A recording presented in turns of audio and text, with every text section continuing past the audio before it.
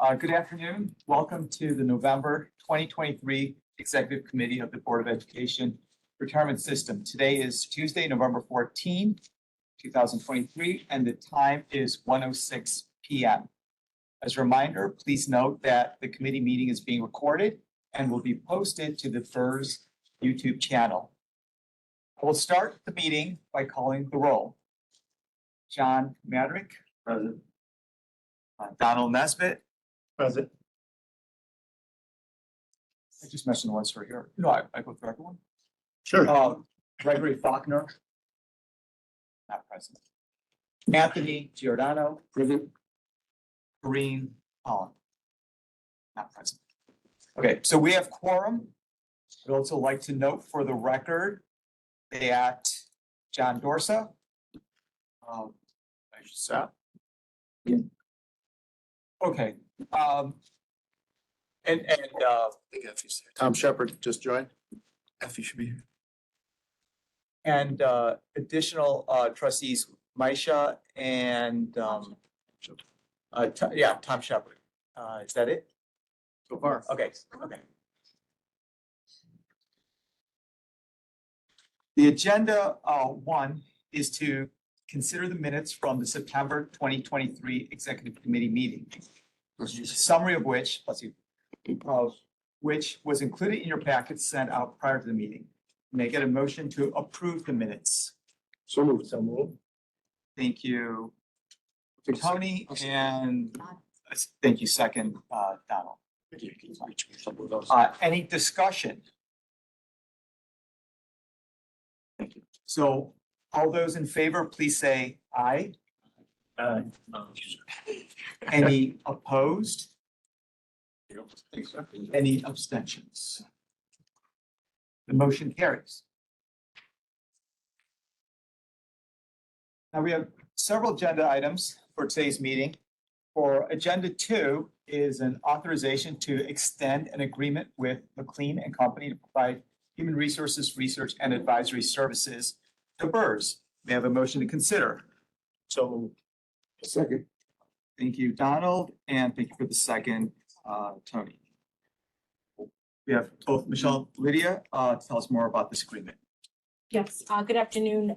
The board is requested to approve a one-year agreement with McLean and Company for a subscription for its leadership and advisory services. McLean provides a library of best practice tools, templates, training materials, and step-by-step methodologies that are proven to accelerate projects and transform HR departments. By leveraging the McLean advisory services, the agency can focus its efforts on improving the employee experience and the domino effect it has on the member experience here at NYCBERS. The cost of the one-year subscription is $27,585. Thank you. Any questions from this committee? If there are none, may I have a motion? Is that correct? Everyone had a chance? Okay. Oh, by the way, note Effie's arrival. Effie arrived. Yeah, I'd like to note for the record that board trustee Effie Zachary is in attendance. May I have a motion to approve this agreement? So moved. You, Tony. May I have a second? Second from John. Thank you, John.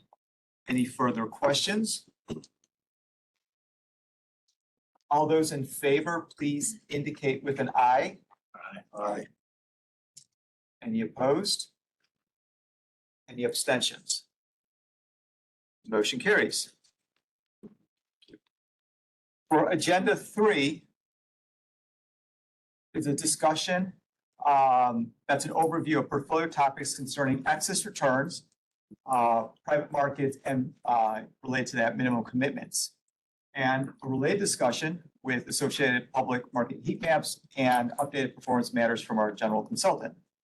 May I have a motion to consider? So moved. Thank you, Tony. May I have a second? Second from John. Thank you, John. I will now turn over to myself to begin.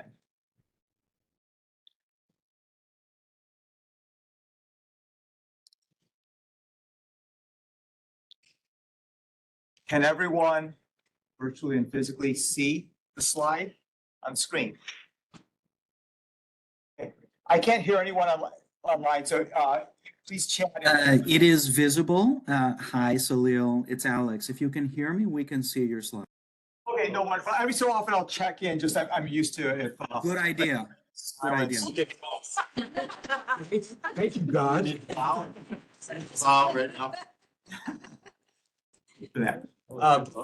So this is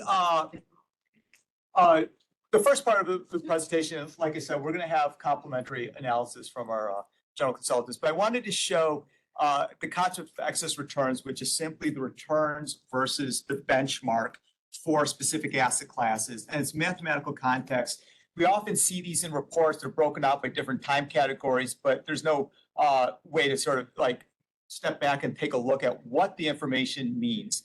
So we're going to do this for the public markets, roughly 75% of the portfolio. The three largest asset classes in order are U.S. equities, core fixed income. There's roughly a tie, but I put in developed market ex-US after that. They represent roughly 2/3 of the public markets. And what I show in green is the trailing 1-year excess returns. Now, this is going back in time, starting a year ago, 2022, third quarter. You can see negative 133, for example, for U.S. equities, a large number down on core fixed income, and so forth. And the point of this is that as you go through time, you're going to be able to see the returns, excess returns on a quarterly basis. They're very volatile, very hard to discern exactly what's happening on a quarter-to-quarter basis. And so it helps to look at different time horizons. And so I showed it in 1 year in green, and I'm going to forward through time, and you can see how that changes. So now this is the next quarter in 2022 Q4, and then you can see like the 1 year for core fixed income disappeared, went positive, but then you see it in developed market ex-US, and you kind of go through time to the most recent quarter.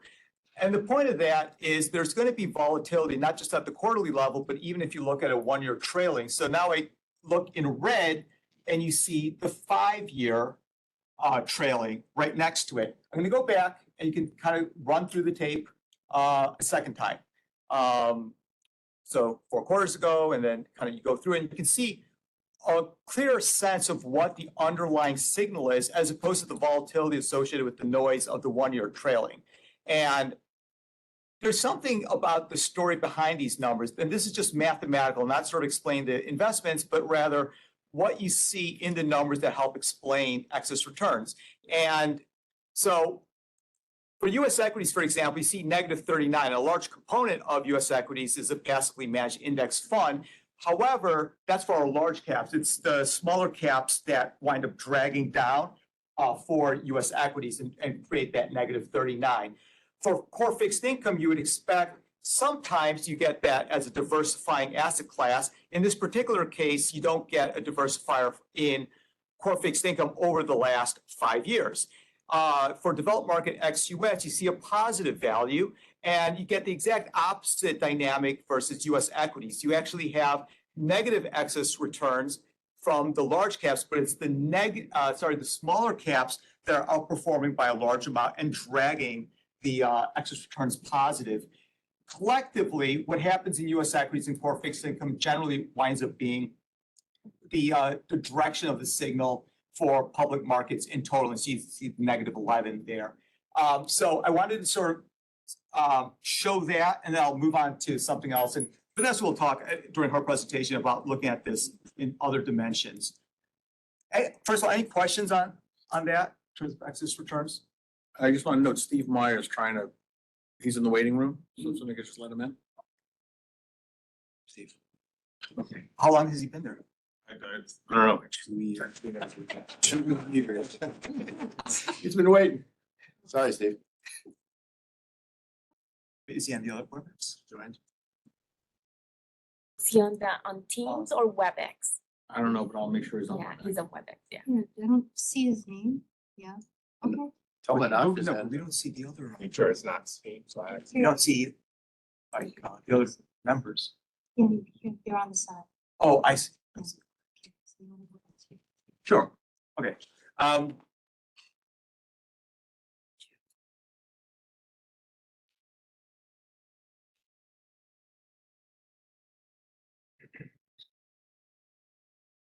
For confirmation again, if anybody, I'll do it the other way, just if anybody online cannot see the presentation, we try to let a few folks in, but then just shout out.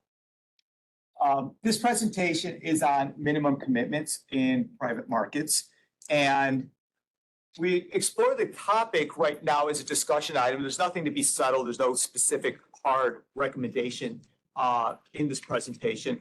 It's simply to talk and initiate a conversation about the strengths and weaknesses of adjusting a previously held minimum commitment for private market investments, which has been previously set at $25 million. And that for our portfolio is a large, chunky size, and you can wind up in a situation where we've been recently, where you could be very close to your pacing commitments and then be in a situation where it's not clear how to take on additional investments. Potentially, you can get smaller investment sizes and more easily manage to your overall target weights over time. Okay. I'd like to know for the record, Ren, his on his meeting. Hello. Thank you. And as a summary here, you'll see that we have some benefit mostly from the flexibility of lowering the minimum commitment level. Although in other aspects like in risk, it won't be as high. John White's. This one looks like it's scrolling forward. Pardon us for a moment on the phone. We're just getting organized. Okay, so here I show just two mathematical illustrations. They're not necessarily numbers that you have to fixate over, but I show one at a very low hypothetical goal, say of 35 million. If you had a $25 million minimum commitment after your first investment, you'd be in a position where if you took on a second investment, you may overshoot by a fairly large percent. On the other hand, if you don't take on that second investment at 25 million after your first investment, you would undershoot by a large percent. Hypothetically, if you had a smaller set of investments that are more right-sized, you can more closer get to the function that you're looking for, or the goal. The same analogy works even for a high commitment level. So if you had a goal, say, of 135 million, the same thing would happen. Just having a smaller commitment value that's required gives you the flexibility to, when you want, have something that could potentially give you more investments or get you closer, especially on the margins, to reaching your commitment and pacing. This is also something that I should note. You don't have to, even if you decide to go this way, you're not committing yourselves to taking on every investment at the lower level. You can always, it's a minimum, not a maximum. You can always go with the pro rata approach, which would wind up being close to 25 million anyway. It's just the flexibility you have to use it, which currently you don't have. There's a whole host of potential benefits. I've talked about some, and it's mostly just giving you additional flexibility. And that flexibility is very tangible when it comes to votes later on in a particular year where you're reaching up your commitment caps. You have a higher likelihood of potentially taking on more custom investments of your choosing, higher chances of votes passing, and less chance of suffering downside risk by not taking on particular investments. There's a whole host as well of potential cons associated with this. And one of them is that we talk about this idea of diversification benefit. I'll prove later that it's not that strong necessarily to be a rationale for doing this. There's maybe simpler methods instead of having something codified for a period of time. For example, like I said, the pro rata method would get you close to $25 million anyway. Also, there's this something that Russell had once mentioned to me, which is something called concentration risk, which is similar to diversification risk, but different. And it's actually not appropriate in this particular sort of presentation because it's more related to benchmarking and other things. But concentration risk is if you were to over diversify, that means that it's not that you have necessarily the same type of investment, but you're trying to get more of them and you have uncorrelated returns associated with it. Over diversification is simply take on more of the market. So you're not necessarily picking off the best investments in a spectrum of investments, but you're taking on all of them. And therefore, you can potentially suffer from that perspective. So there's pros and cons. The mathematical theory here relates to the major risks associated with this sort of consideration. You have three. You have vintage risk, portfolio diversification risk, and then the private market modeling risk. Diversification is further broken down into within the asset class itself. There's closed formulas for that. And then overall at the BERS per portfolio level, there's marginal risk at the portfolio level. And all three sort of interact. I'm going to show just a quick chart, just to show kind of that there's some way of tangibly getting to numbers as opposed to just a gut feel that if you were to lower from 25 million, you're just sort of guessing. You go to 15, 10, 5. I mean, there's some ways to get there.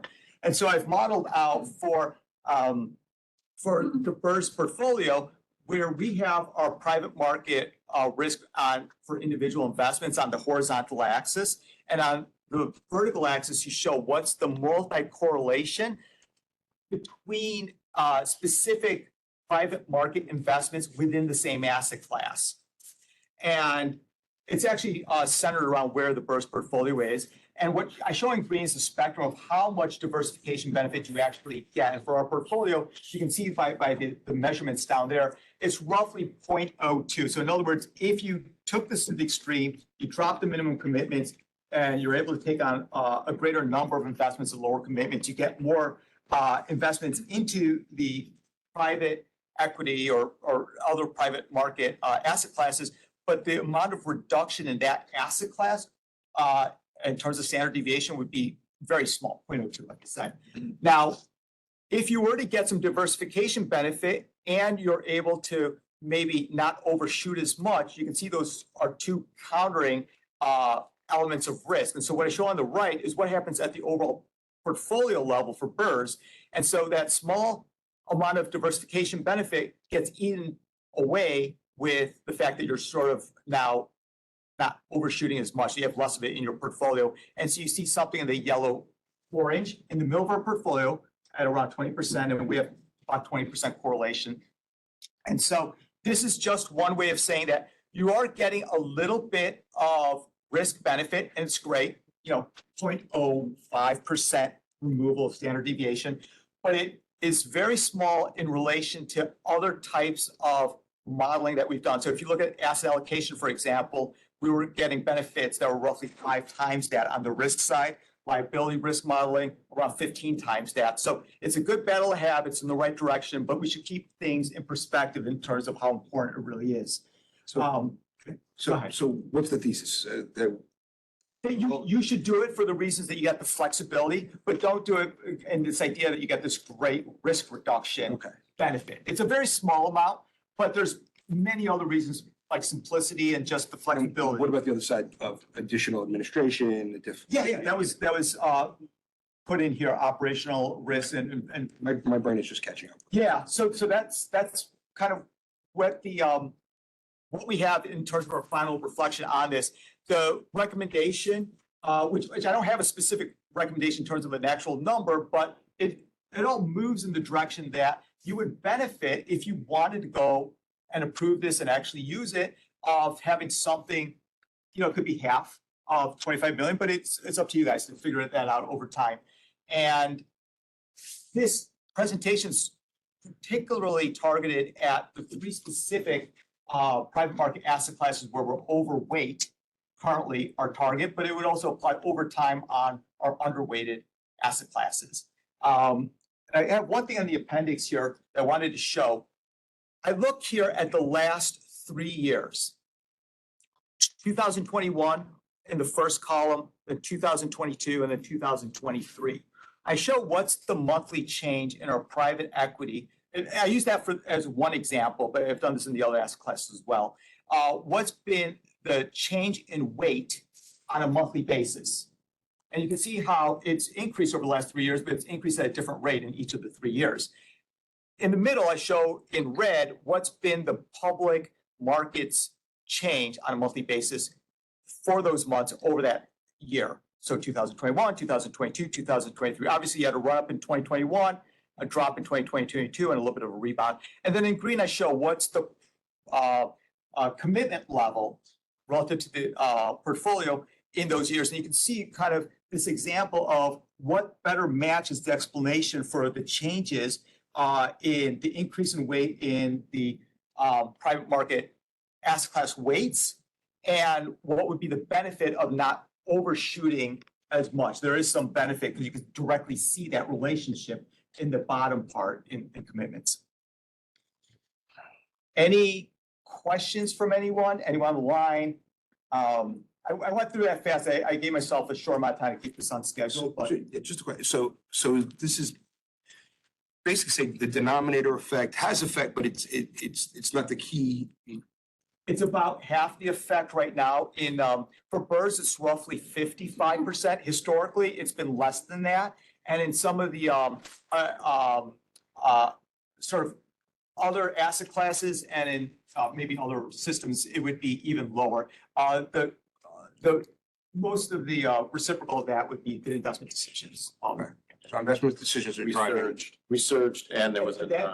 That does look at the underlying overall cash flows and the allocation, and then also the changes, variance between the asset class and the underlying market. So Vanessa is also going to be talking about similar. Can I Yeah, make go a ahead. comment? Sure. So, 5 years ago, when the minimum dollar amount commitment was added to the investment policy statement, it was added because the total allocation to private equity was lower than strategic target, but actually was closer to the lower end of the band. Okay, so very low. So there was an effort by the investment staff at BERS. They also hired Axia as its independent private markets consultant to increase the weight in private markets in general, but also in private equity particularly.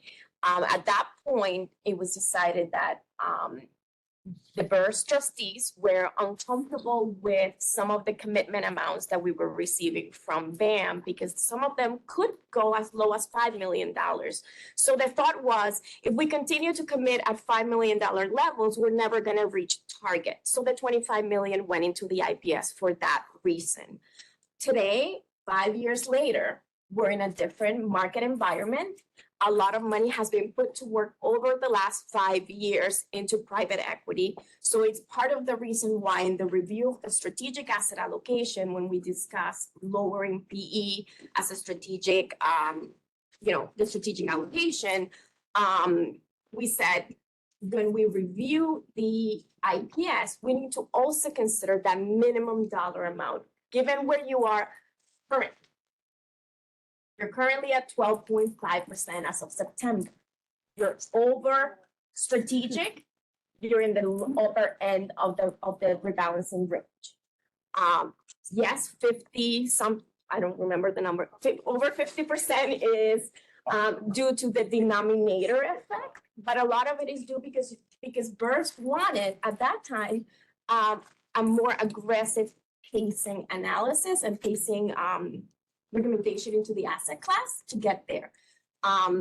So there is consideration about either reducing that minimum or even eliminating it, but at the end of the day, it is the trustee's decision. If it's eliminated or if it's reduced to a certain amount, are you comfortable with $5 million? Are you comfortable with 10, 15, or you eliminate it and it's whatever comes from the investments as a recommendation, a combined recommendation between Axia and BAM. So can I just add that? Yes. Prior to the institution of the 25, BERS would be allotted their proportionate allocation based on the assets that, based on whatever was being negotiated with them. And Anasha's on, I could speak more to this, but in general, BERS would receive a pro rata allocation based on the 5 retirement systems. So that would cause a situation where the numbers would be lower than they are today. I'll leave it at that. At the time, I would say that for other reasons, for a lot of different reasons, BAM was not in a position to really didn't really comment on the 25, other than they weren't supportive, but it was for different reasons, because it artificially created a floor at one board that would ultimately affect the negotiations for multiple systems. And again, the investment side of the office can speak more about that. But we have accommodated as best, I should say BAM has accommodated as best as they can the $25 million floor that the board instituted and continues to do so today.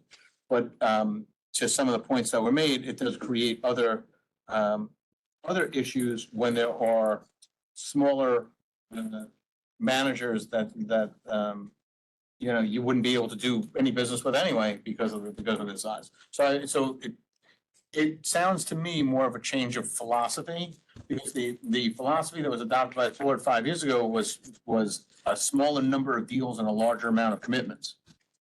If that policy is somewhat changing, and granted, almost entirely a new board than the past board that approved that initiative, then I think that's where this creeps to a broader board conversation than just the executive committee, because I think it would be a change in my opinion, it might be a change in actual policy of the board.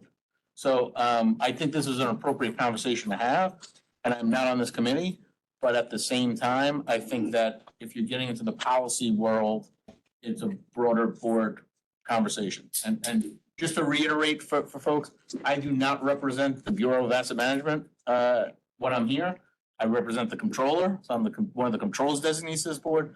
I'm not Steve's designee to the board. I'm not BAM's designee to the board, or any of the 5 systems. I'm the controller's designee. So I've made some statements that cross over into the investment side, but I just want to reiterate, that's the historical piece. The investment team is on from BAM to actually address what I would say is the investment advice, not what you're getting from me. Can I add something to what you said, John? Because there's a lot of conversation about where the plan is. Sorry, for everybody that doesn't know me, I'm Patrick Adelsbach from Axia. So your alternatives consultant. There's a lot of conversation about where BERS is currently versus its targets, right? And BERS is over its target right now, and there will be a plan to get BERS over time to its targets. The only thing that's going to drive that's in your control, is the dollar amount of commitments you make per year. You can't control what happens in the public markets. The other side of Salil's presentation, you can control the number of dollars you commit per year. You can commit a set number of dollars per year, whether you have a $25 minimum or whether you have no minimum. It's not going to affect. Either way, you will get to your target. That all of us will work together, with you to make sure you get to your target. So I just want to make sure that is not confused. Those issues aren't confused. It really is the philosophy that John talked about whether you want to have a more concentrated portfolio for a particular reason than what might be proposed by BAM. Can I say that the IPS has to be approved by the full board, not the executive committee? So we bring this type of discussions here, but they need to be presented at the full board level, and that's a full board decision. So I think what we're looking for is a sweet spot, and I see this both sides of it, that I've seen funds that have so many deals that it just doesn't make sense at some point. But at the same time, this board has desire to increase allocations to BIPOC farms.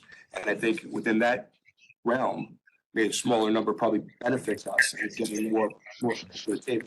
It's just a question of people that we pay to advise us to find that sweet spot for us. So 10 million is the spot, that's great, but I'll leave that to you guys to determine it. I wanted to note that Effie has his hand raised for a question. So Effie, please feel free to speak when you're ready. You have to get off mute. Yeah, can you hear me? Am I audible? Yes, sir. Yes. First, I wanted to clarify, who was the lady who spoke before John? It's very hard to see from here. Vanessa? And Patrick from Oxia, up the ladies. Okay, thank you. Our consultants. I wanted to say a couple of things. So I completely concur with what Salil presented. I want to also introduce maybe two new points. I think Tony touched on one of them. The first one, and I had some private conversations with email with some of the members. I think we need to. So historically, we were in a cash flow positive scenario where we got more money than we had to pay out, and that was that was kind of convenient. Now we're in an opposite position where we have negative cash flows currently, and they're only going to get progressively more bigger. So like we will have to pay more than we're getting in. So with that in mind, I think how we do what I call laddering, especially in the private equity markets, any of the private ones where we are locking ourselves possibly for a decade, instead of, let's say, to invest $100 million once and then we're locked for a decade, I would much rather see us invest something like $10 million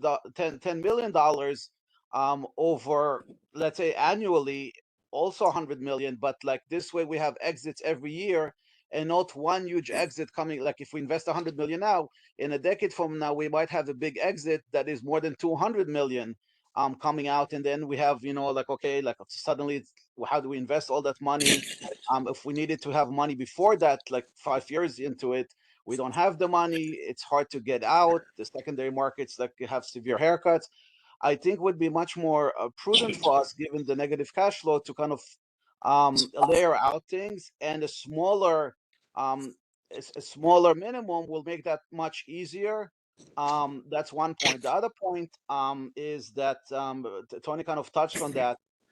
If we want to get more emerging managers involved, some of them might struggle to give us 25 million. Some of them, maybe they can only give us a $5 million or $10 million deal, and more than that is like almost impossible. So if we want to encourage that, I think it behooves us to have a smaller minimum. And the last point is that, I mean, let's say if we choose a $5 million minimum, just because we have $5 million minimum doesn't mean at all that we can't decide to invest 25 or 40 or even $50 million in a certain deal if we deem that it's appropriate. It just gives us more flexibility. Like the way I see it, there's like no downside to having a smaller minimum, and there's potentially a few upsides to doing that. Thank you. So I guess, I mean, I'm really curious what Pam has to say, but we pay an average of what, about $15,000 to a retiree at this fund, between $15,000 and $16,000? Yes. If we were to invest $5 million, just in pure dollars, right?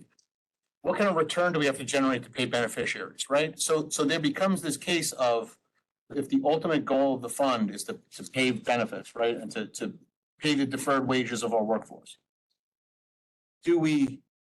Are we hamstrung if we did too many $5 million deals? Because ultimately, we're not generating enough of a return. Like right now, Effie, I don't actually know if we're gonna be cash flow negative. Actuary said that by 2036, Is the cliff, yeah. right, is the cliff? Yeah. I'm not 100%. Yeah, it's 2025. 2023, we're not cash flow negative. Yeah, so, No, you think cash flow for 2020? On investments, we are definitely cash flow negative 5% QPP. Oh, really? The numbers, I mean, I can give you the numbers because we haven't published them yet. $360 million in retiree payments, $260 million of employer contributions, $50 million in employee contributions, $30 million administrative expenses, and a $200 million bill to the TDA fixed. oh, okay, I'm looking at the projections for 24. Yeah, which have the well, numbers a little bit different. That's why I have a different. Right. I have a different obligator. The Right. city's on the hook for 223 million, and 11 million comes in from other obligators for 235. Anyway, we're playing on the margins, right? That illustrates, Yeah. that illustrates the issue that goes out for, 8 to 10 years, right? The issue is employer contributions peaked out at about 385 3 years ago. They're going down steadily as a result of the actuary's 15-year unfunded actuarial liability requirement that's built into the ACR. And that goes off in 2032, 2033, and there's a cliff. And it probably won't go to zero because, you know, the markets will probably wipe that away, but 2 years ago it was predicted to be zero. The point being that the cash flow contributions from employer are gonna be very close to zero, and they're going down every year. And our negative cash flow increases every year for the next 6 or 7. So, And then, and so, look, there's certainly funding issues that are that are gonna pop up. I guess my question though is, going back to my original point, is, at $5 million, what could we potentially generate in return in order to ultimately meet our obligation of paying retirees? So is there a sweet spot between 5 and, 50 that makes more sense, that the risk is worth the return, and that ultimately the return that we generate would be enough to actually pay? John, I don't think that makes one bit of difference. Yeah, You know, I mean, I'm yeah, just so- putting it out there for. So sorry, I think it doesn't matter if you make 10 $5 million investments or one $50 million investment, you still invested $50 million in funds. There's a little bit of operational constraint. Right, There's that's some really what I'm friction. talking about, like from an There's operating some standpoint, friction, does it make sense? friction, but that's thousands of dollars. That's not millions, right? That's something that, people's time, maybe somebody's more busy, it's more of your time, you see more funds coming up here. But those are not dollars to pay liabilities, right? Dollars to pay liabilities, essentially, it's roughly the same. You could luck out and maybe your $25 million ticket was to a great fund, or you could get that more luck and your $25 million ticket was to a dud. And so you're gonna have more volatility if you're doing larger tickets. You're gonna have a smoother return, more predictable return if you're doing smaller tickets. And also, I think there was something that Effie mentioned, and I think something that Tony mentioned earlier as well. If you have smaller tickets, you're gonna make more allocations. More allocations and more smaller allocations makes it much more practical to make more investments in emerging managers. So it's kind of, again, I think it's relatively consistent with a lot of what what's trying to be done in this room. So can we continue this conversation with the full board? we're Yes, definitely gonna do that. I just wanted to note that Alice. Just wanted, Go ahead, just Tom. wanted to clarify something that I heard. 2026 to 2032 is when the fiscal cliff is going to begin. I think somebody said 2036. Oh, yeah, I think somebody just said 2030. I think they conflated the number, but yeah. Yeah. Yeah, the cliff is at 2032. Yeah, and also something that I heard on exits, annual exits, something that Effie said. If we're long-term investors, that strategy wouldn't work, right? We're long-term, not short-term. We're long-term investors. We have not, at least in the 10 years that I worked with BERS, have done a secondary sell to sell any sort of private markets in the 10 years that I worked here. I don't know what happened before. There was one many, many years ago. Okay. We don't do that It's a again. haircut. No, I just wanted to make sure that, And I think Salil made a point at the beginning of his presentation. 75% of the assets are right now in public equities and fixed income. You have liquidity. You may not want to sell when the market is down, but there is liquidity. When a plan decides to sell in the secondary market, is because they have no liquidity and are not able to pay. But we have liquidity. It may not be the best time to sell, equities or fixed income, but there is liquidity. Yeah, and I'll add that we're talking about reducing the minimums to give us a bit of flexibility to stay investing on the pace that BAM has created, not drop out of the process so that we're saying no to deals because we don't have the capacity, and still reduce our allocations. Because, I mean, what we see is if we stay on the path of $25 million minimums, we will in fact almost assuredly breach the upper end of our allocation tolerance level. Almost assuredly. We're basically there now. Apart from the fluctuations in the public markets, we're like, nose over the top, nose under the top, kind of at any given day. So reducing this minimum will give us the flexibility to stay involved in the flow and yet manage our way back to target. So before we close out on this topic, I know Steve's on, I know Anash is on. Actually, if I can comment, John, so thank you, and I appreciated Patrick's comments earlier, and the last gentleman spoke. I'm sorry, I can't see who's speaking. It's a very, very, very small screen view, but that's absolutely right. I mean, you do want to have the flexibility to be able to continue to invest with private markets, irrespective of the fact that you've reduced an allocation, say to private equity from 9% to 8%, which will be implemented next year. You don't want to lean in and out of these markets. You want to be a consistent investor.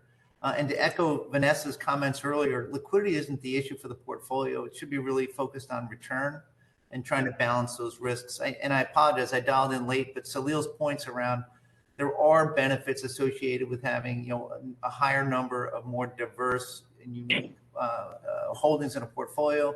But again, those may not be of the magnitude that should drive the decisions in terms of how you allocate. As it applies to private equity, and I know we've got Anash who had his hand up. Anash, you want to comment as well and give more thoughts? I actually had a visual that I wanted to share with the trustees, with the board. If I could have access to share something, just to, you know what, I think I have access. So let me. Yeah. If you can all see that. Okay. So I think just one thing to note. Private equity is a long-term asset class, probably more so than any other, excluding infrastructure, but certainly compared to public equities. Private equity is, as Patrick mentioned, difficult to time. It takes a very long time to get to a target if you're under it, even longer if you raise the target. And then if you go over your target, it takes quite a long time to get back. And one of the things that your consultant Axia does, and has been doing for the last couple of years, before that Hamilton Lane used to do this, is run a pacing plan that has a 5-year horizon. What we don't want to do is say, we are currently at X% and we want to get back to somewhere else next year, because an annual allocation is too short of a time period. 5 years is a healthy time period to look at pacing analysis, because these are all 10-year plus partnerships. In many cases, these partnerships live on for 12 or 13 or 15 years. So it is a very, very, very long-term asset class where capital is locked up, it's a liquid, and unless you access the secondary markets, as was mentioned, where you could potentially face a discount, you can't be in and out of these. So the reason why I bring up this visual is if you look back at the history of BERS asset allocation to private equity, which is the solid green line, that's the actual, relative to the target. If you go back to the third quarter of 2014, the BERS plan was about 2% under its target of 6. So the solid line is the actual, the solid green line. The dotted dashed line is the target. And then closer to the right, you see the longer dashed lines is the rebalancing range. So going to the third quarter of 2014, the board was about 2% under its target and steadily moving up. And in the first quarter of 2016, call it middle of 2016, the target was increased from 6 to 9%. And from that point on, the annual pacing plans were run every year, were run in a smooth manner to try not to get there right away or get there quickly, because you can't move that quickly in private markets and in private equity. You have to do it over a longer period of time. It took all of 6 or 7 years to get to that target of 9%. And if you look between what happened in 2016 and the beginning of 2020, those 4 years, the trend line was relatively quick. I would say increasing by 1, maybe 1.5% every 1 to 2 years. And then what happened in 2020? We had post-COVID a massive surge in all asset classes, and you saw the actual allocation go from roughly 7% to call it 9%. So we're at the target. And then what happened in 22? We had a denominator effect, which steepened that curve even further and raised the target to closer to 12%. So I think we have to orient ourselves to look at this as a long-term trend line. It's not something that can be corrected quickly unless you do participate in the secondary markets, both buying and selling, frankly. I don't, we can talk about that separately, but the point is, when we run these pacing plans, we do it over a long-term timeline. And I'm not sure if everyone in the room has seen Axia's latest pacing plan, but their horizon has the system reaching its target in year 5. And that, means you will be over your target for a number of years before you ultimately hit it in year 5. And one other point before I forget, I think someone mentioned that historically the minimum was raised to 25 because there was a point of view that without having that minimum of 25, we'll never reach our target. And I just want to have a counter to that. I don't think that's true, because the way these pacing plans are run is we come up with an aggregate number for the next 5 years, including the next year, and whether that aggregate number of, let's call it $100 or $200 million in any given year is split up into 10 deals or 20 deals, it makes no difference, right? Yes. Because the way that BAM and your consultant Axia are executing on these plans is to reach the recommended pacing target that gets approved by the board, rather than focusing on minimum check size into any one deal. We obviously are accommodating that policy, but the bigger point is the pacing target is what we are executing against, regardless of how many deals ultimately make up that number. And if you're raising your target, it'll take you longer to get to that target in a prudent manner. And you don't necessarily need to raise your minimum commitment size to get to that target faster. In fact, we would recommend against trying to make any short-term spikes by either increasing capital significantly 1 year or decreasing capital significantly 1 year, unless there's a really good reason for it. Yeah. So Now, can you also comment on us just for the benefit of the trustees, where we are in terms of the maturity of the portfolio? I know obviously exits are down, but distributions will continue in this portfolio over time, and how that factors into the pacing plan that Axia and BAM work on. So BERS began investing in private equity in a small way back in 2006 with a couple of fund of funds, and then did not really begin investing in earnest until 2011, 2012, where it started building up a portfolio of primary managers. But that's now more than 10, 11 years ago. So the portfolio is not as mature as some of the other systems, but it certainly has a good number of funds that are now in harvest mode and distributing capital. And why do I say all that? Because again, when Axia runs the pacing plans, and I don't want to speak for them because Patrick is in the room, he can say this better than I can. But when they run the pacing plans, they incorporate everything that's in the portfolio and how it's expected to distribute capital over time, everything that's been committed to more recently, and how that's expected to call capital and then distribute capital in future years. And then given the assumptions for the plan growth and given the assumptions for the returns in this asset class, how much capital is needed to deploy on a consistent annual basis for the next 5 years to be at the target in year 5. So there will be many instances where you're either over or under your target in these pacing plans, but the way that we generally run these is to have the target reached in year 5 as opposed to in year 1. And the reason for that, as I think I've articulated, if you completely stop, then you run the risk of falling well below your target, and then you have to kind of turn around and accelerate significantly.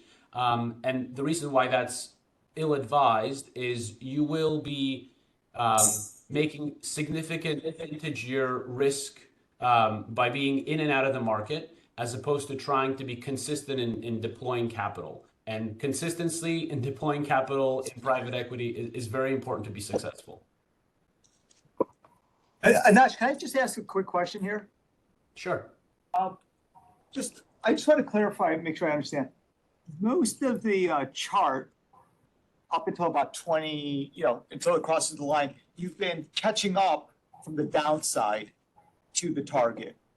And it's only after you've reached the 9% that we've been above the target. So I just want to make sure I understood that correctly. Yes. And then the second thing is, so I think somewhere around 2020, it seems like it's not a linear function, the screen line, but rather it looks like something that's either exponential or logistic or something where it seems to be accelerating. Yes. And I think 2020 is a much lower allocation to commitments than we had in the previous year, but it could be around the numbers we're talking about right now. I'm sort of wondering how, if it in fact is moving in an accelerated fashion and you go back only to maybe the commitment levels that you had maybe a few years ago when this thing actually went parabolic, how that sort of, you know, I'm trying to, do you see what I'm getting at? Like, how does this actually? So there are two reasons. There are two reasons why this trend line accelerated significantly since 2020. The first being that post-COVID, private equity had a phenomenal run. You had managers which saw, you know, higher and higher valuations for their assets. They were able to exit at really, really good multiples, and the performance in your portfolio was sort of on steroids, I would say. You went through a period of really, really abnormally strong returns.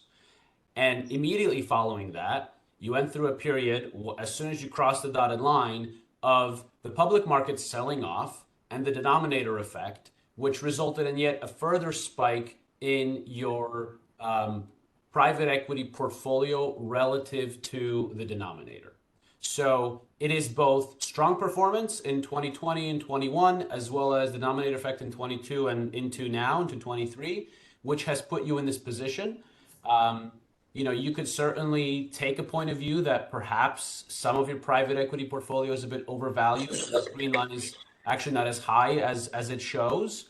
And then you know, you could also take the point of view that maybe you're not going to have this kind of overperformance that you had in 21. But those are some of the reasons why you saw this large acceleration in your private equity allocation relative to the portfolio. Any additional discussion? Got one question. Anash, if you look out 12 months, how much for the aggregate of the systems, how robust is the pipeline for transactions? Do you see $3 billion of potential? I'm trying to back into what is, you know, if we look to commit 100 million and we're 3%, we do a program allocation, what does that mean as compared to the aggregate pipeline you see?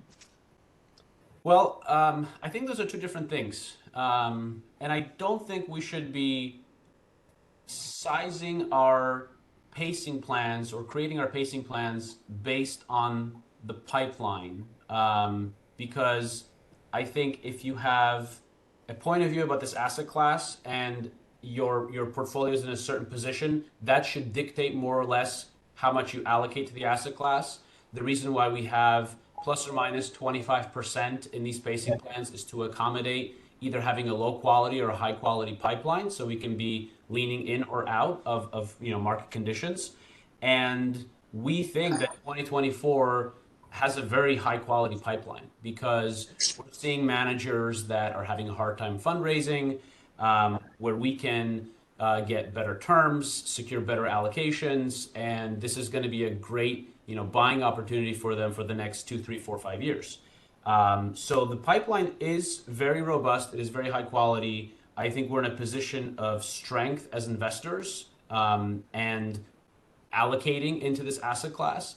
So to answer your question, I guess more succinctly, there's a very large opportunity set, but I don't think that means you need to stretch to try to, you know, stay above your target for a long time. I think it's more prudent to, you know, follow the pacing plan, be on a path to reach the target in year 5, and frankly participate in every deal that we see and BAM and Axia is underwriting, and do so in a pro rata manner.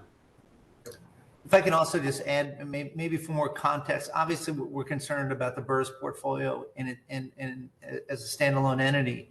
But as a general matter, the allocation, strategic asset allocation reviews, again, because of different funded ratios and priorities and preferences, there will probably be an increased allocation to private assets in the other 4 plans. So it's a buyer's market. We'll probably be putting more in aggregate, more money to work, which actually enables Anash and his team, who I judge is doing a fantastic job of negotiating better economics as well. So it's access to the priority managers that we want to put money with.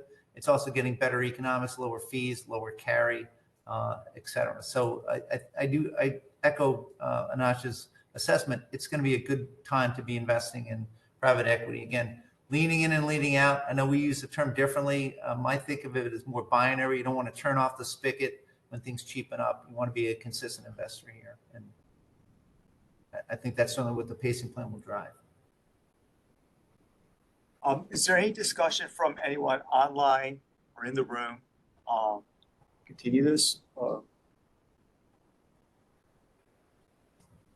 I had a question pertaining, actually going back to the previous presentation in terms of excess returns. I missed the thesis. What was the sweet spot of excess returns in relation to what your data shows? The sweet spot, you mean it was one that I was just saying that there's a story within each asset class, and the story is different. Like in U.S. Equities, for example, there was negative excess returns in the smaller caps that counterbalance what happened in large caps, and in developed market ex-US, it was the opposite story. And then the other thesis, sometimes the diversification doesn't always line up, like the core fixed income versus US equities excess return over the last 5 years were both negative, for example, but that's what it is. In public markets, we have very strong benchmarks that relate to a lot of mathematical rigor, so you can actually look at it and very clean, very More amorphous on the right side. Yeah. I wanted to know for the record that Gregory Faulkner, your executive committee member. And Alice Ho is present And online. Alice Ho is, Trustee. yes, thank you. So thank you, and we'll go through a complimentary analysis right now with Vanessa. Did you want to share yours, or should I put yours? You should put it over there because I don't have the connection upstairs. I will do that.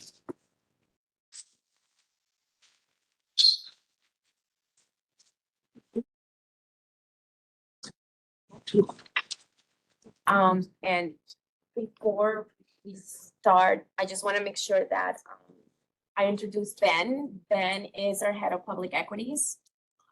He's been part of the executive committee meetings in the past, but on the screen, this is the first time that you probably have seen him in person. So I just wanted to make sure that that Ben was introduced. So I am going to apologize to start off because the data for performance for the heat map is through September. This was supposed to be presented at the last executive committee meeting that got canceled. And we have not received the October data yet from State Street. So that's why it's through September. So the numbers have changed through October.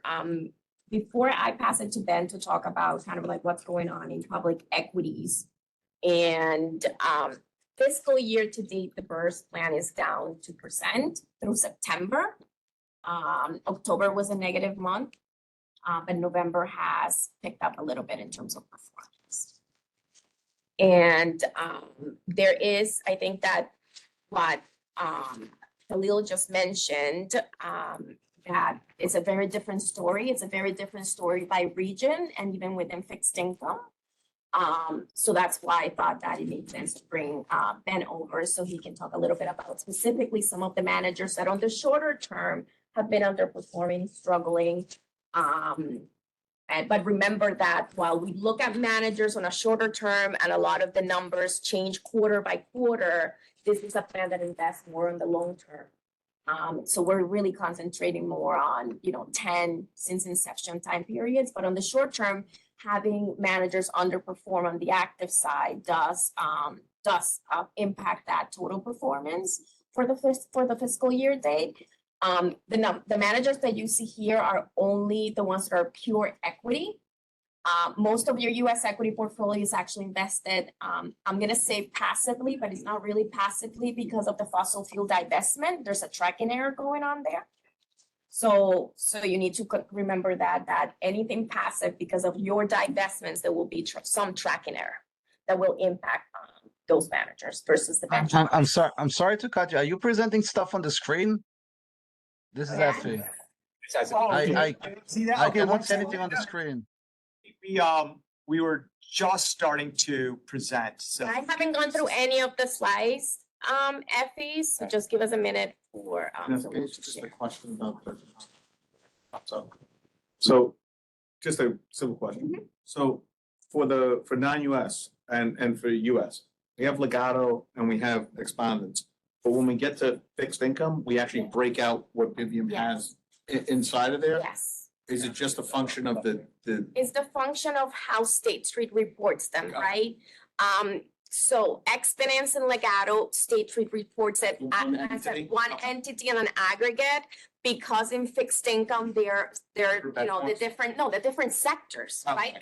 Because BAM invests in fixed income by disaggregating the ag. Yeah. So they're kind of shown separately. So for me to try to manually calculate it without knowing cash flow. Yeah, no problem, no problem. Performance, so I rather show it how State Street shows it and make sure that I am showing the record of the record keeper. Gotcha. Custodian versus something that is that Yeah, I is- was just more curious. No, but it's a fair assessment. What you see here, and I want to explain this, it's not the actual performance of the managers, is except for the since inception column, which I know that you can't see it. There's a since inception return column all the way at the end.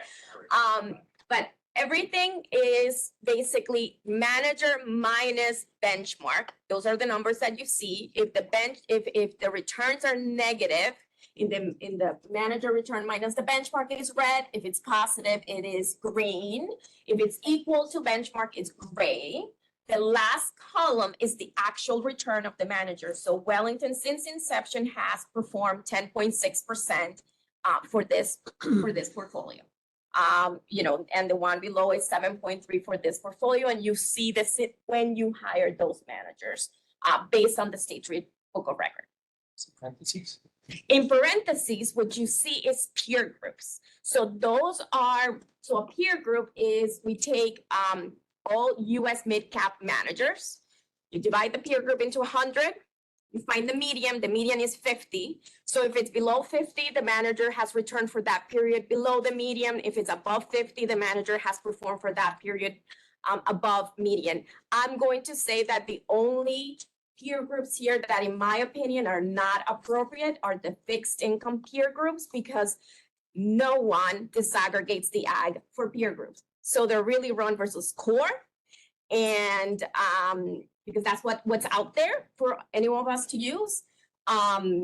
So it's very hard to find a really good peer group for when you're disaggregating the ag for invest.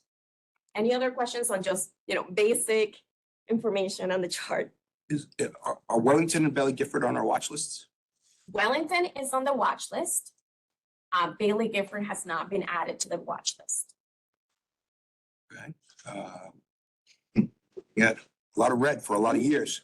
So let's talk about that. And this is, when you say a lot of years, this is trailing calendar year, trailing performance. The next page is calendar year performance. So if you remember, the trailing performance does get changed based on the most recent time period.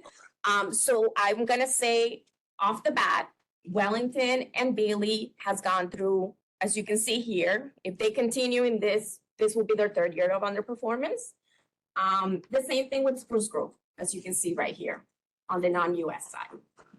On a calendar year basis versus a trailing year basis. Let me just go back to the prior page. Yeah. So a lot of what when we present to clients and we try to disaggregate the performance on the portfolio and what we're presenting on a shorter term basis, we have to look at the most recent periods. We do try to concentrate on this manager's longer term. A lot of the contracts that you have with those managers are 5-year contracts. Then they go up, they go into a procurement. Before we go through performance, I am going to remind the board that we have had the non-US developed managers in procurement for a while now. It's been a slow process. A slow process because of Steve, yeah, COVID. and Steve is on. Steve, I don't know if you wanted to comment about the non-US equity Yeah, search. I just wanna, can I finish before he goes? No. I was just gonna say, I know it's been a slow process in terms of the non-US search. 2 weeks ago, Steve actually had a call with all trustees, invited all trustees to a call where he delayed the process by another quarter, I'm gonna say, where he asked trustees to a little bit more time to be able to, a lot of the due diligence is done with all the managers, and we were almost ready to go to boards. However, he asked a little bit more time to talk about portfolio construction, and he's asked all of the remember, we have 5 different consultants, general consultants. He's asked all 5 general consultants to work with BAM in coming up with the most optimal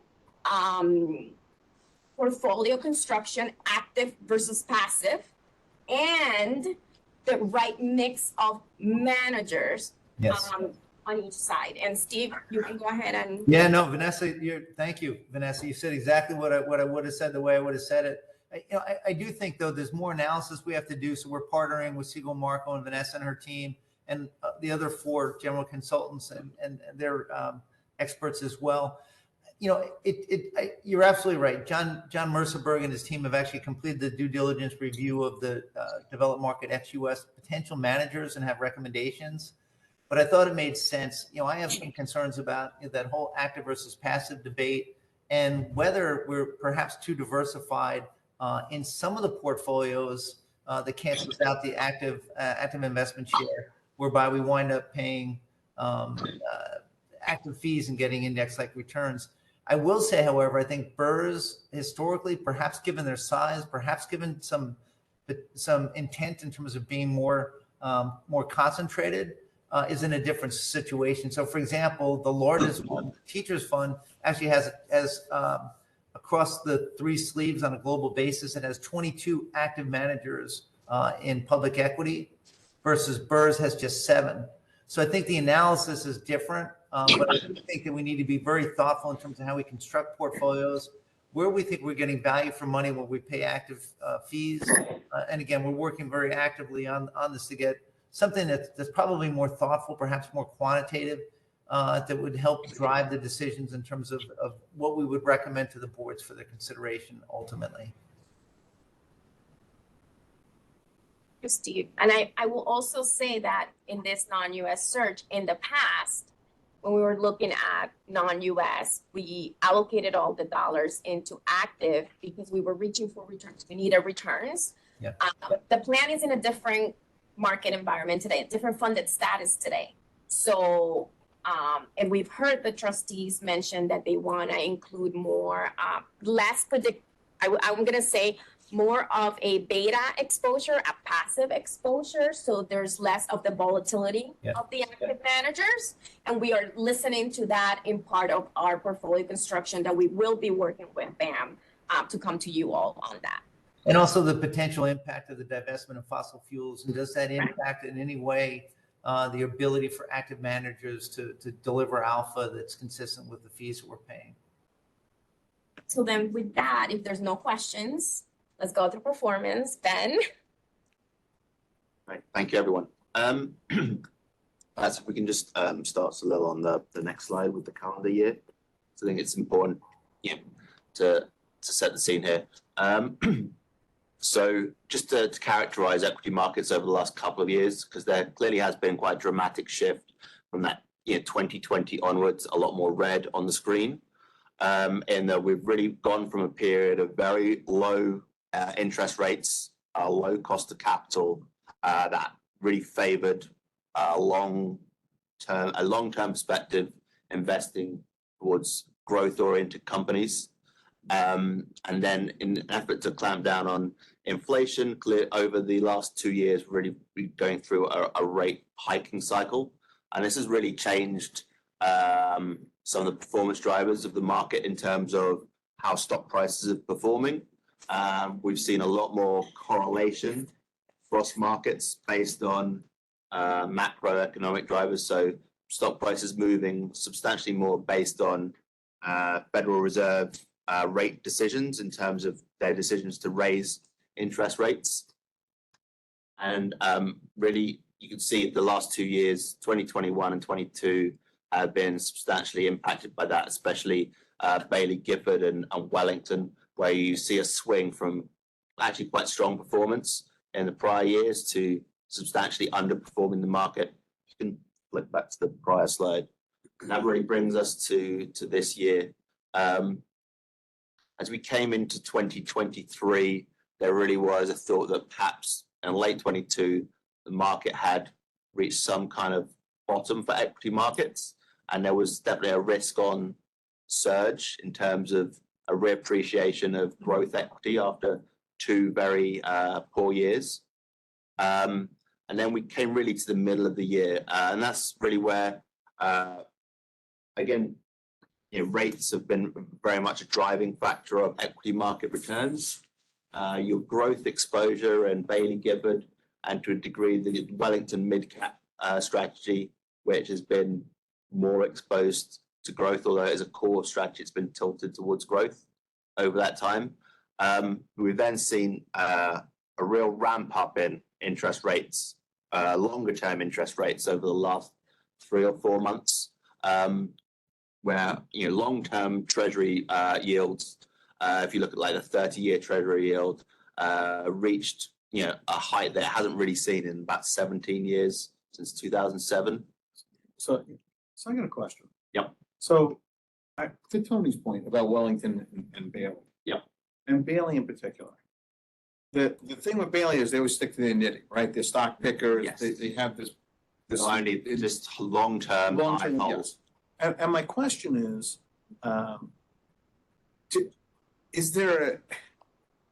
we examined whether or not the actual stock picking is what's not working anymore? Because, I know that they like to buy and hold things, and they like to buy them cheap and hold them for a very long time. But, over the last 5 years, the only comfort I have in them is that their since inception number is still positive, right? But they've had, I think at least 1 year of 20% underperformance. At what point do you have to reevaluate with them that the philosophy still works, that the stock picking can work? And remember, they were stock picking in an environment with 0 rates, and now they're stock picking in an environment with rates that are, in the 4s and 5s. Like, do they still? Yep.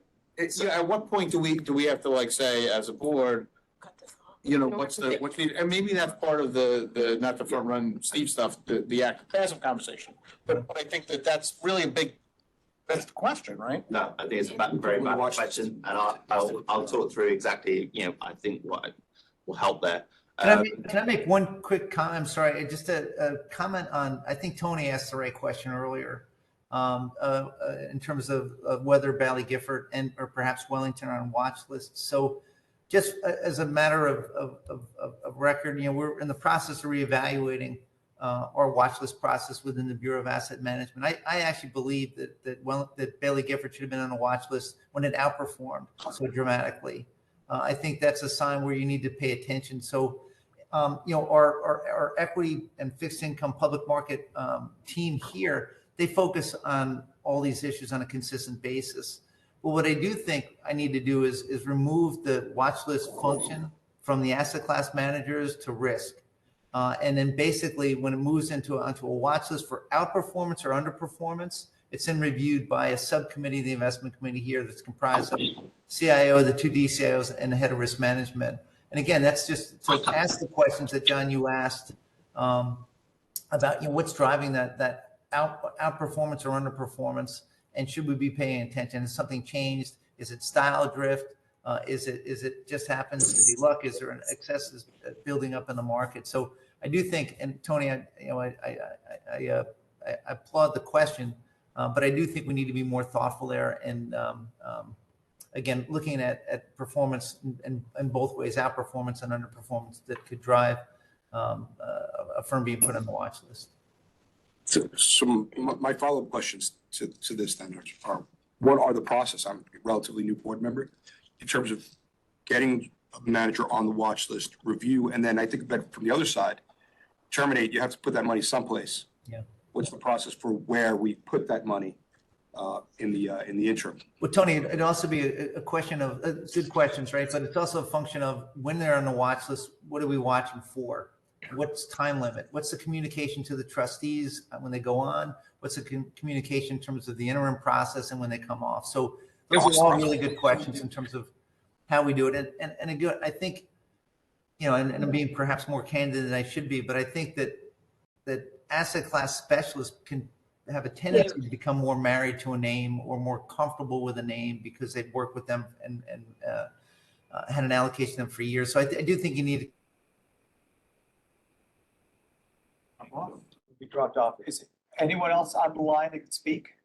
Sure, it's not system wide. No, he's so. He's muted. He's not muted. There's a audio issue. Said some important stuff, I can tell. Yeah, I mean, He's saying really important things. he's telling us what to buy. Damn it, Steve. Should have had that segment. Rewind. You can probably hear us. Hey, Alex, can you just talk? Oh, I just heard something. Heard a voice. Can Steve, someone could you talk from again? on WebEx speak up just to test the audio? I don't know if it's just at Steve's end or it's an issue. Yep. Can you not hear me? Now we can- Now. Now you're back here. Yep. Back. We get 1 hour of audio at a time. So You know, you lost. I apologize. Pretty optimistic, actually.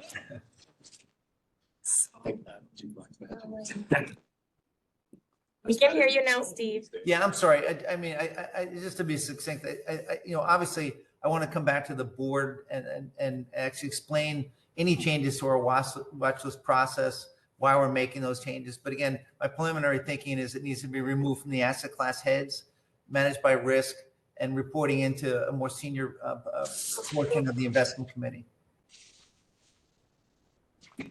What's our current process for termination, if we have, you know, is there a process that we have in place and some kind of, how many, watch list times? he's on the watch list. So what's happening? Sorry, Oh, I mean, two questions. Yeah, I'm just, So- so Wellington's been on the watch list. When did Wellington go on the watch So list? Wellington went on the watch list. I'm going to say September was when John Merkberger told me that he was placing them on the watch list and trustees should have received a memo. That's right. Yes. Yep. September of this year. September of this year, yes. I believe there was a mammogram sent out to all trustees. I don't see I that. get you. And All right. can we as a board put, I think, Just on watch list? I think, Happen. you could, yes, you can put a manager on the watch list, as a board. I don't think, full board, not exact? yes, because of the dollar amounts invested on this type of manager, it's the full board, not the executive committee meeting.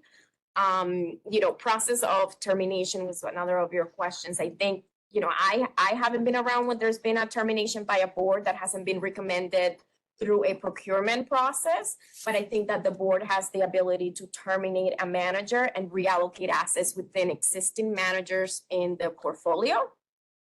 so we don't. There's not a procurement going on at that I time. mean, there are provisions for graduating managers in the PPP rules. So, but in general, it's any of the opportunity set is anybody who's been put on in a pool when the last time a search was done, depending on how stale that list is. And then there's a component of existing managers, almost all of them, I think, have in their contracts the ability to be hired by another New York City retirement system. So where you're gonna put the money, I think is the easier of is really an easy, it's the board making a decision and then it's hearing a recommendation from BAM and the consultants on where the money should go. But I think there are avenues that the money could go in the same asset class or go to passive within a very short period. So we could theoretically go to BlackRock passive. The 1,000 that you have currently in the portfolio. Yeah, whatever you have an existing fund, if you have 3,000, that would be an available option. If, you know, we can always give more money on the public side and on the fixed income side, or the public markets. We can almost always, unless somebody's closed, but we're not really, if we're an existing client, even if they're closed, sometimes it's a soft close and only for. John, but if there's a manager in the pool, my understanding is that BAM would have to go and re-review that Yes, yeah. manager There's some before they can provision be in there. hired. And it also has to do with how stale that pool Correct, is. correct. That's a And big- then don't you have to then go through legal through Yes. the Yes, negotiation if it's a process? new manager, yes, So- it's not quick. Correct, that's what I wanted to say. It's not like Yeah. we can terminate today and next month be invested in a brand new manager. Correct, but if it's an existing, if it's not in the pool, if it's an existing manager, it's a little bit. And if it's an existing manager for this particular fund, it's a relatively quick, it could be a quick process. If it's an existing for the 5 systems, or the 4 systems are not the system, or 3 of the systems are not the system, it takes a little bit more, legal. But those are the quick solutions, right? The long-term solution is you rebid out the whole asset class, and you're in the position that you're often in where you gotta select managers. But there are some options in those. Don't want to cash drag, don't want to, well, although cash is a winner these days, not dragging. Yeah. Yeah. Succinct. Being aligned with the spirit of the conversation, I think it's worth noting that since the end of September, we've seen a retracement of rates, and that's been very positive for growth equity. Even this morning with the low inflation number, equity markets are up quite dramatically, and Bailey Gifford is going to have more exposed to that kind of positive market bounce than the passive index is going to be. However, I think, like, just to talk about as a committee, this manager was appointed in 2007. It clearly is a very high risk in terms of tracking error and variability to the index. And when you have perhaps a high degree of turnover on the committee of who's selecting these managers, makes it more challenging for someone to underwrite a decision that then somebody else has to oversee. And that kind of speaks to perhaps rethinking about having a more moderate risk manager. And not only that, thinking about the long duration nature of Bailey Gifford in terms of what it does. 2007, you had a much smaller private equity portfolio than you do today, and you have leaned into private longer duration assets. And given that fact, perhaps might be sensible to reallocate away, at least moderate. And because of the sensitivity to macro information, making that decision and doing it in one step may present some decision risk in terms of timing. And if you're going to do that, you might want to stage post it over several periods of time, so that you're not just caught on one day where the market is very against you. Maybe to move it over 3 or 4 quarters and get to an allocation where you're more invested in the managers that you're more comfortable with. I know, professionally, we have transition management in NYCBERS, NYCRS.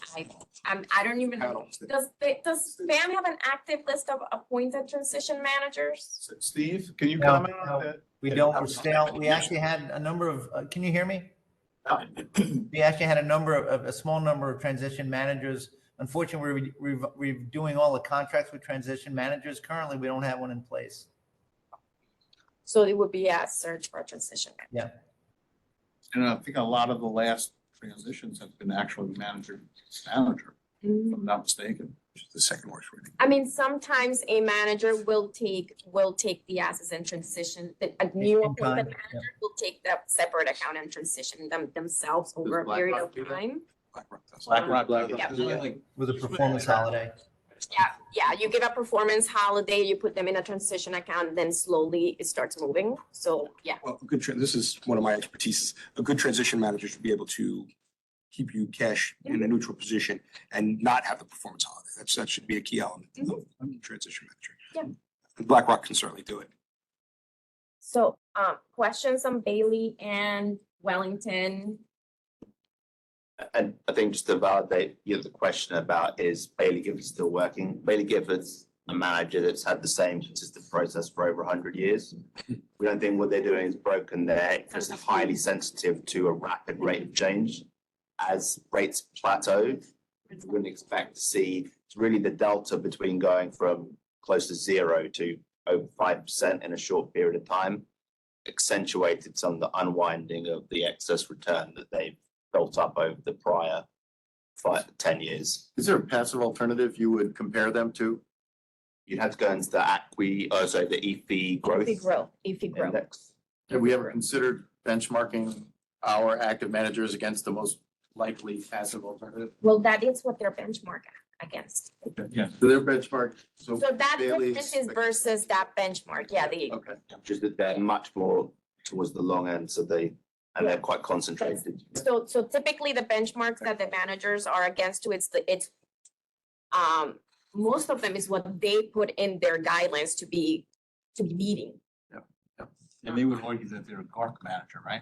Don't they argue that they're a GARP manager? Fairly different? Yeah, I mean, but that's what we are, they say. that- yeah, But but I some mean, managers argue, that's my that, like, point, I'll give you an is- example, Dodge and Cox argue that they're core, but they're really a deep value manager and they're, That's my point is So we what they think say Bailey Gifford is an aggressive growth manager, they may say they're GARP, but we think that they're an We're aggressive. looking over a 10-year horizon, Wouldn't that it's disagree. cheap today. Yeah. You know, left to their own So devices. there's always an opinion and the opinion is because we are, once you look at their holdings and what they're holding, then you make the assessment of really what type of manager they And are. we're paying up for active management here, whereas the costs in a passive strategy in this, particularly in this arena, would probably be much more stable and much cheaper. Well, it's cheaper. It is cheaper. I don't recall off the top of my head what the SSGA, which is the passive non-US manager that the other systems have.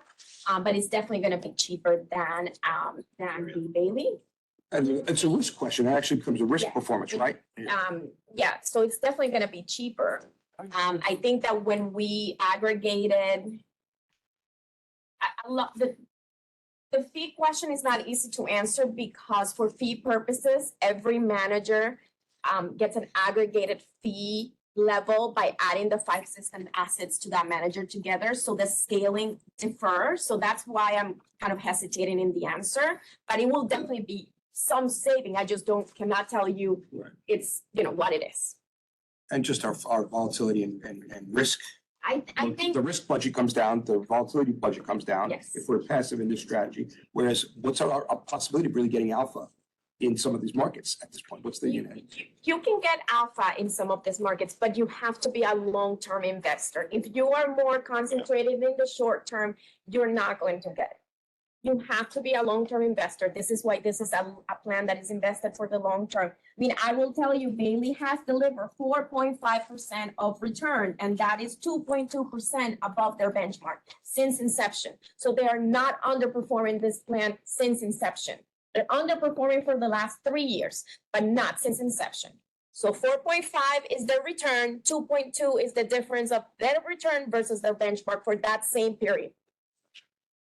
So changing gears a little bit, right, because we touched upon Bailey, and I think we all agree that that's going to be in the discussion that BAM and the consultants are having about active passive. I guess my question is, mid-cap has historically been a tough environment for managers to manage in because you're trying to capture a manager between a small cap becoming a large cap and trying to invest in that little middle period. And when I look at the returns on Wellington and I see that there's a lot of red on that line, that it begs the question, which is it still prudent to be active in mid cap?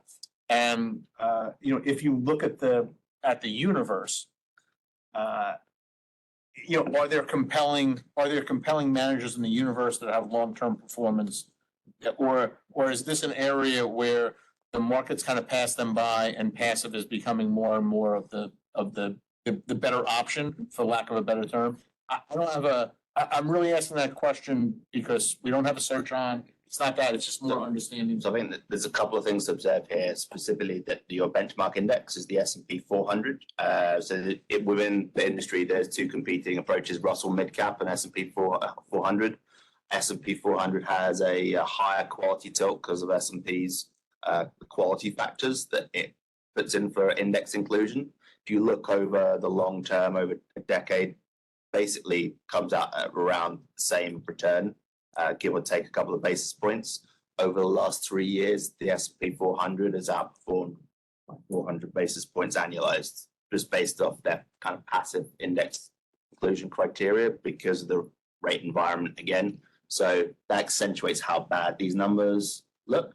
That said, Wellington has underperformed and they have made some bad And they've acknowledged decisions, which that. they They've acknowledged that. So my other question would be, Can I yeah, just add something before?